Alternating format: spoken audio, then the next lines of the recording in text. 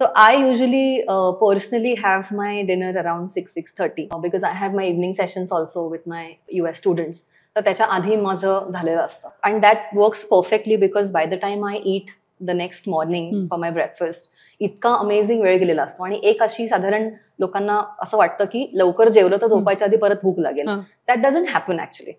What you choose to eat त्याच्यावरती ठरतं की तुम्हाला रात्री पुन्हा भूक लागणार आहे. मग तिथे make it more staple, make it more wholesome, आणि मग नंतर ऍब्सोल्युटली दुसऱ्या दिवशी ब्रेकफास्ट पर्यंत भूक लागत नाही. आणि it works wonderfully for digestion, for sleep, for lightness in your body, the way you function.